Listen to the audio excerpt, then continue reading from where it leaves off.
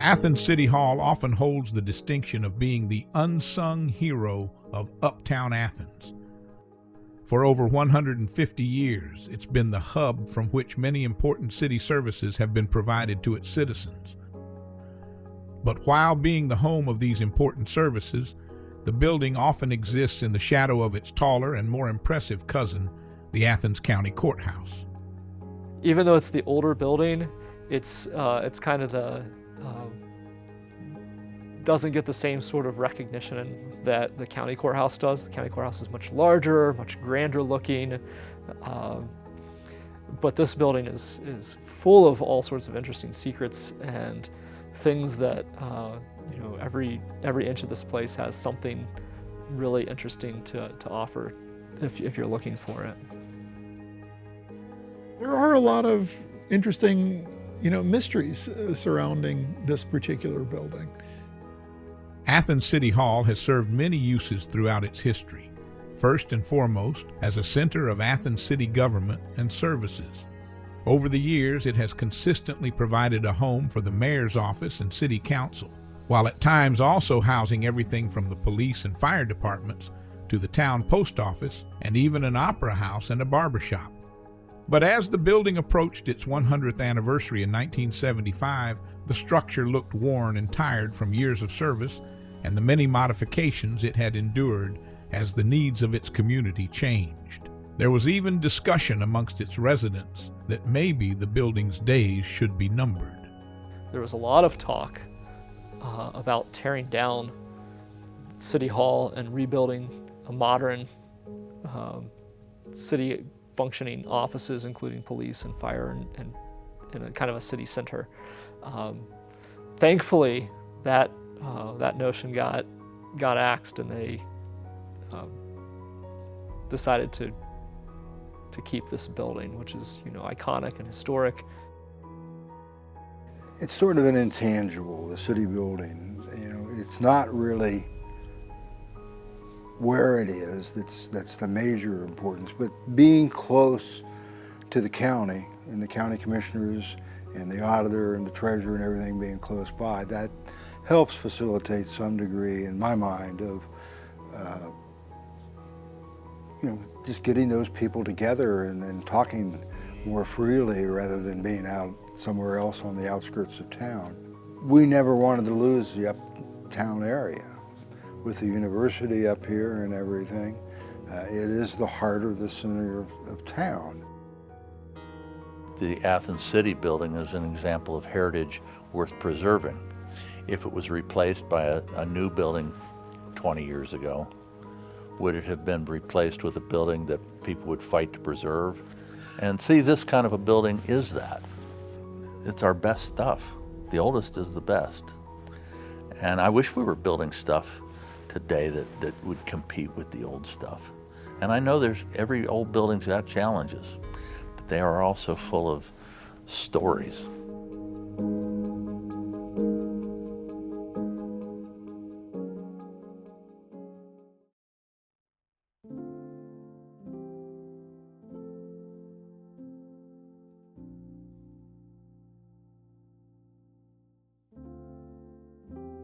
This city building was built prior to the Athens County Courthouse across the way. So thinking about what did Athens look like prior to 1874 when the cornerstone was laid for this building, they're using log cabins still for administering the daily business of the city and the county. And so Athens had grown quite a bit at this point. The university had grown and become more established. There was a great need for a center of government.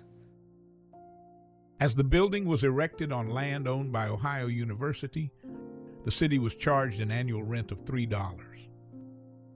When the cornerstone was laid in 74, there was a lot of fanfare to the initiation of this building. And so the masons had a ceremony, they laid the cornerstone, they had many public officials from all over the area that attended that ceremony with great fanfare, and the actual building of City Hall took just under a year. So the cornerstone was laid in August of 1874. It opened in June of 1875, so they worked over the winter months, had the city building operational in less than a year, which is pretty impressive because it's a pretty decent sized structure. The building was built by Henry O'Bleness. His son became a banker and a philanthropist, and so he left money to build O'Bleness Hospital. At the time that it opened in 1875, it only had 2 stories. So the first story, the height is very similar to what it is today. And then the second floor was an opera house, multi-purpose space with a balcony at the rear. The grand bell of the Athens City Hall was cast in 1875 by the Buckeye Bell Foundry of Vanderson and Tift in Cincinnati. This firm is still in business today, operating under the name Verdon. One of the reasons for the bell is that it calls people to the building. It tells time, so it's connected to the clockworks, striking on the hour. And it also signals for if there were to be a fire somewhere in the city. Again, the fire department is in a carriage house behind. If there were a fire, you'd have individuals that would run here. The bell would ring 6 times in succession very quickly, and then there'd be a pause, and then followed by a number of rings to represent the ward of the city. So 2 rings of the bell would be the 2nd ward, or the 4 rings, the 4th ward. The rule was if you're a firefighter in the city, you had to be within earshot to be able to hear the bell that time. And the firefighters that were at their homes who would hear the bell ring would listen for what ward, and then they would run or take their horse or whatever to that section of the city in response. You'd have some that would be dedicated to coming to City Hall first, getting equipment, and then going to wherever the fire may be. It's not the most efficient way of doing things, but it was effective. So imagine you're at the front doors of City Hall, and at that time it was double doors. You'd walk in, and the first thing that you would see is this very nice lobby with staircase on either side, kind of a grand staircase going up to the 2nd floor. Now behind those staircases were on one side the post office. So the post office existed here for a period of time. And on the other side, there was a barber shop, another office space. There was a mayor's office on that level. The police department was on that same level, and then other various offices. For a short period of time, the county operations coexisted in the city building, primarily while they were building the county courthouse. So as far as we know, the barbershop that existed in City Hall, and we know that happened, that there was a barbershop here. The maps say as much, and it's a carved out space, so we know that that's a fact. We know that the Berry Hotel, not long after, also established a barbershop, and as far as we can tell, the same person that was operating and running the barbershop at the City Hall location operated and was running the barbershop at the Berry Hotel. So all of the speculative evidence points toward it being the same, one and the same person. They grew their business and moved it over to the Berry Hotel. Those that are newer city halls are largely mixed use. To have a barber shop in this building, which would be a private business providing haircuts for the electeds, but for the public as well. And it's kind of funny thinking about what this building was back in the day. So, and we don't have that now. We have no private businesses that are here in City Hall. But it's interesting to see other communities kind of going full circle and doing something very similar to what this building would have looked like back in, the 1880s, 1890s.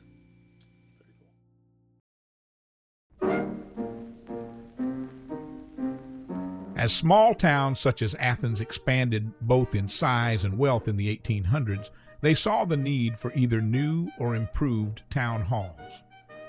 The idea of a town hall that could also serve as an opera house was not a unique idea unto the city of Athens in the 1870s. In fact, this idea of serving the local citizens with a multi-purpose venue was a popular one of its day. The purpose of a building like City Hall really was to be used all the time for something. When you're going to put an investment of this magnitude at that time, you really got to fill it regularly with activities, and one way to make some money back is to have performances regularly and have events happening here fairly often. It was the revenue producer, along with other parts of the first floor that we were rented out to businesses. And so that helped pay for all the utilities and the cleaning and everything else. So I think it was definitely looked at as a revenue enhancer for them, much like parking is today. It's there's not many places to do it, so that was a big attraction. Not all opera houses were contained within government town halls, though. Opera houses were an attractive commercial venture as well, with many communities, such as Athens, neighbor to the north, Nelsonville, constructing an opera house solely as a business endeavor. Well, you know what I think back on is Stewart's Opera House, and that's on the second floor, just like the Opera House here, but it must have taken up the entire second floor, including the section that's over where the court is today, the municipal court, the clerk's office. Wishing to appear more cosmopolitan and attract newcomers to their small towns, the Ohio Valley and the Plains States became the center of the small-town opera house scene. As such, the Athens Opera House was hugely popular as a source of nightlife and entertainment uptown. Well, I think it had to be a highlight of, it's a social occasion. Everyone wanted to look their best. Maybe trying to find a place to have dinner before at a restaurant. Maybe actually go to the Berry Hotel for dinner. At that time in history, many of the citizens living in Athens and Athens County likely spoke a variety of languages because of the immigrant settlement in the region. And so possibly a lot of the activity that would occur in opera houses may have been nonverbal. It may have just been entertainment, or it might have been because you would have to appeal to people who might not speak English so well. These small-town opera houses generally seated 500 to 1,000 people. While Athens was said to hold 600 attendees, larger houses, such as those in Athens and Nelsonville, were known to have a balcony or gallery to accommodate additional seating. The Athens Opera House was so successful that an auxiliary building 5 stories tall was constructed directly behind City Hall to house the needed backdrops for the productions of the day. Some of the most popular shows that appeared on these stages belonged to what was known as the Chautauqua Circuit. I sometimes think about what it was like to come into the opera house and what kind of entertainment there was, or I know some of the speakers were visionaries for the times. Audiences in towns such as Athens would now be able to enjoy classic plays, Broadway hits, and appreciate musical performances ranging from Metropolitan Opera to glee clubs, while also having an available venue to be used by both the Athens High School drama students and that of Ohio University. Another popular entertainment of the day in the Athens Opera House were traveling vaudeville shows. I always sit and kind of imagine what it must have looked like on the walls of the theater, because back in those days, a lot of it was handcraft painted. Artisans would come in and paint the backdrops that were on the walls, and a lot would have been, permanently painted on. Allegedly, there is some of that above some of the drop ceilings here in the city building. I have not seen that personally, but I have gone up into the clock tower or the cupola of the city building, and it's interesting the way in which you go to get up there. You can see some really interesting doors that go off into what was, again, some of the remnants of what this facility looked like, because the whole second floor up to what is now the third floor, which didn't exist back then, was all part of that theater. So I'm sure it was rather grand back in the day. For anyone to go into the current municipal court on the second floor, you'll notice right away the height of the ceilings of that particular courtroom. And that was because it was all, part of what was the theater back then. The Opera House as a business venture really started waning at the time that moving pictures started to become more popular and became a primary activity of leisure for people in the community. So there are these movie houses that pop up, and the Opera House, as a way to compete with that, decides to try to do something similar. And the economics of it are they couldn't afford to ticket it at the same level that these movie houses did. And so the cost to see a show at the Opera House was 2, 3, 4 times more expensive than going to a show at one of the movie houses. They're really kind of on the losing end of that technology and those advances in technology. With the closing of the Opera House, the no longer needed auxiliary building, which housed the backdrops behind the city building, was torn down as well.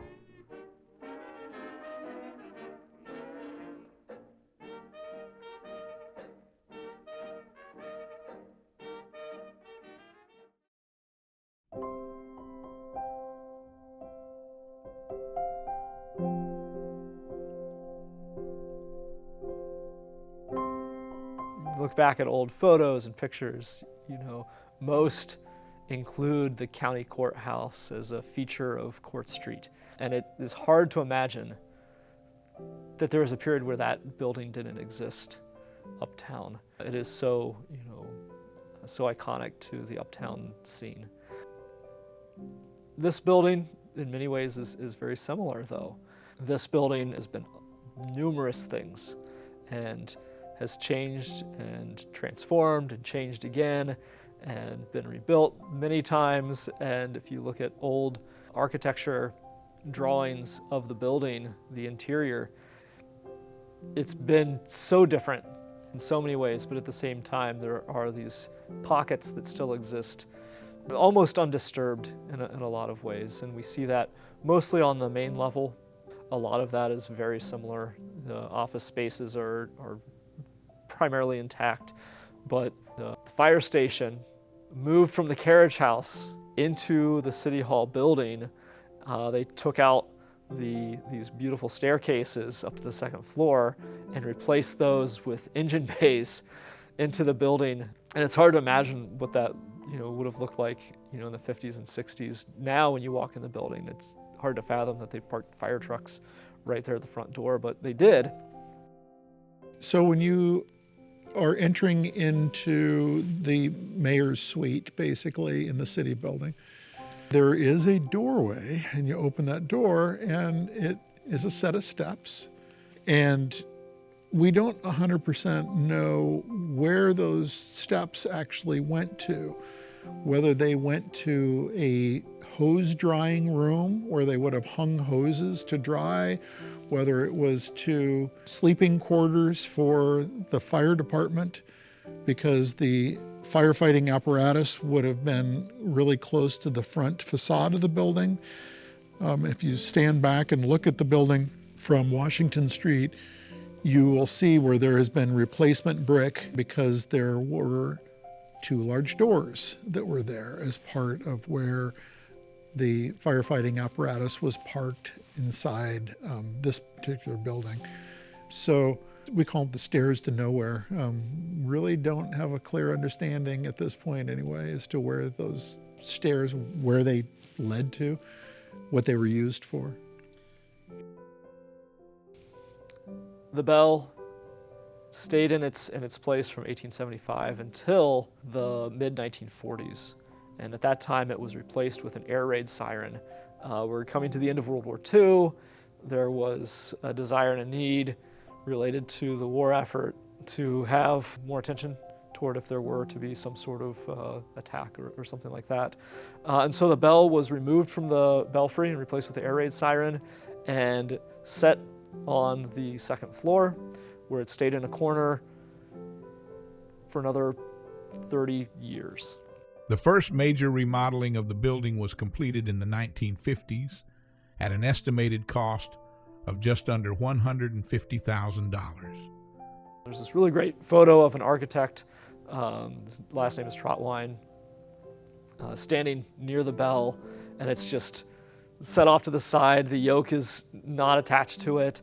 You can tell that it hasn't been cared for, but there was an interest in preserving it, and people got together and shipped it to the Athens Armature Works to have it restored.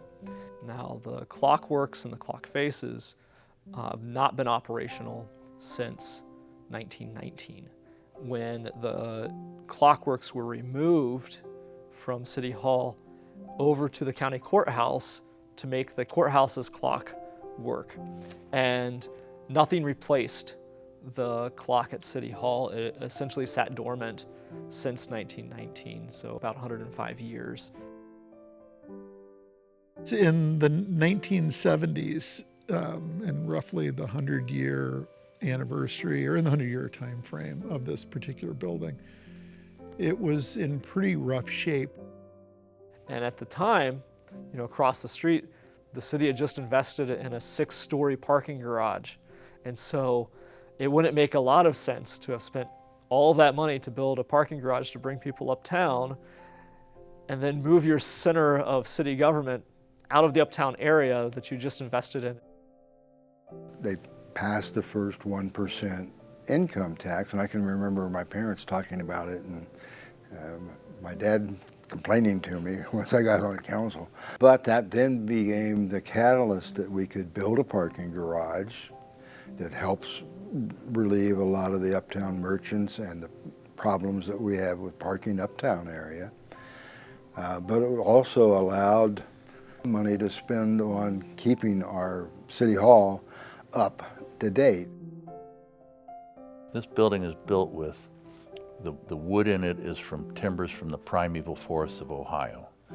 The stone on the foundation was cut from the bedrock of Ohio, and the bricks were made with clay, probably quarried somewhere in this county. So this building can also tell us much about the natural history of Ohio, as well as the architecture and the craftsmen who built it. The second round of remodeling took place in the late 1960s and early 1970s at a cost of nearly $230,000. What we see today is really the result of a major effort between 1969 and 1971, where they basically added a whole nother floor and an elevator to the building. And there's still a need with the municipal court and city council for a period of time before they moved up to the third floor to have kind of a formal space. And so municipal court carved out a courtroom with very tall ceilings. I had jury trials, a lot of jury trials. So you're in this space in the courtroom, and in the late afternoon, the sun's coming in through the windows. And, I have really fond memories of that time of day. The trial's almost over.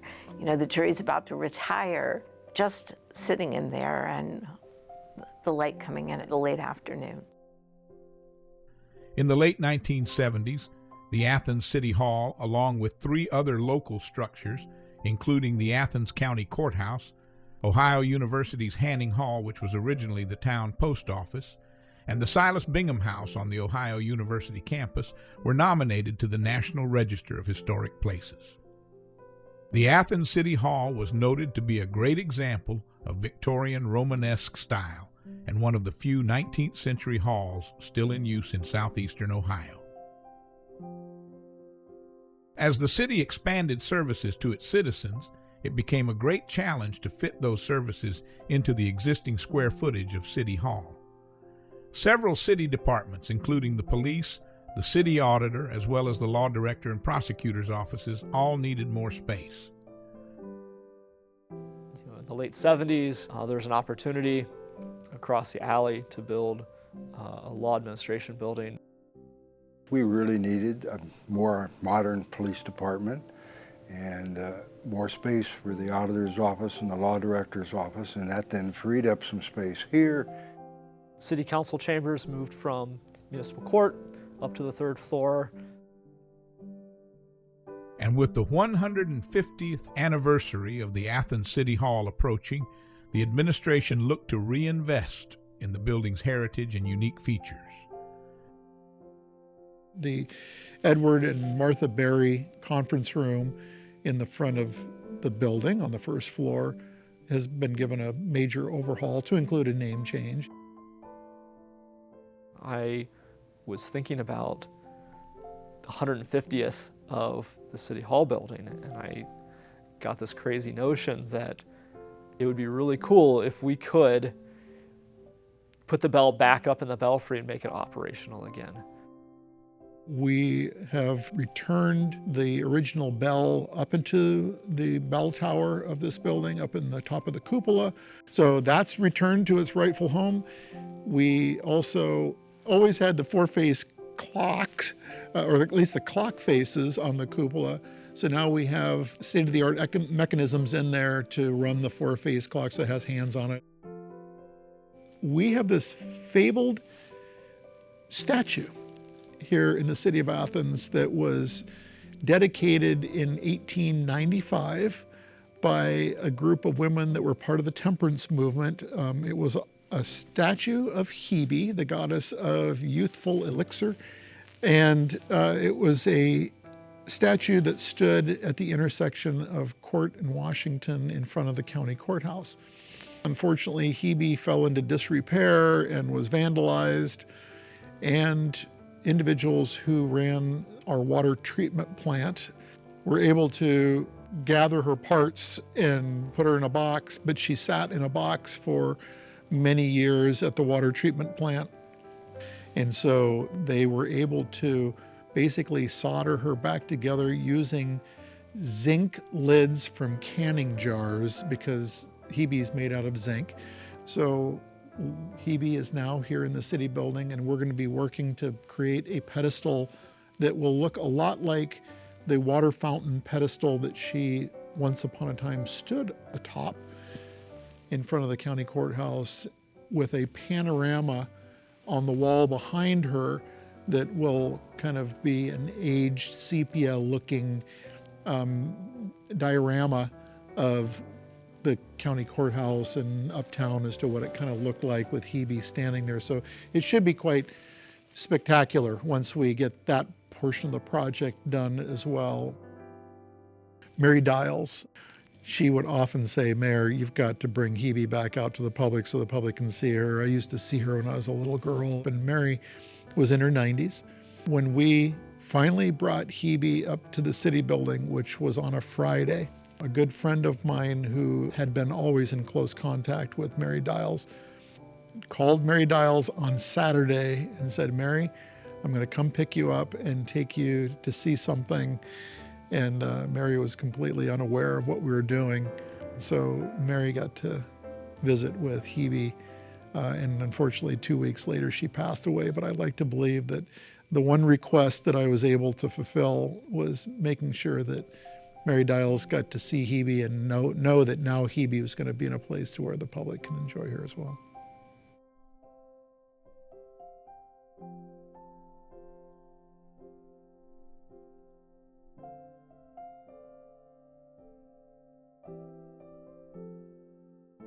And they'll never build anything like these things again. We've moved past that era. We need to continue to put money, invest in this building to continue to improve it. The real life of it is the people that work there. It's really how the spirit is and how the people are that are doing your government. Are they open? Do they want to talk? Do they want to serve? Do they want to, bring the city forward? For as much as things change in Athens, The beautiful thing about living here is the feel of the community remains even if things change, and some of that has to do with landmarks, and I consider City Hall to be one of those landmarks for the community. This is part of the beginnings of Ohio here. You know, the American Western University that became Ohio University is the reason Ohio got settled, and this city grew up around it and is part of that same story. And as much of that story as we can preserve, we're preserving the history of the people who are from here, the people who built it, but we're preserving a place that it's an American place. It's an American story.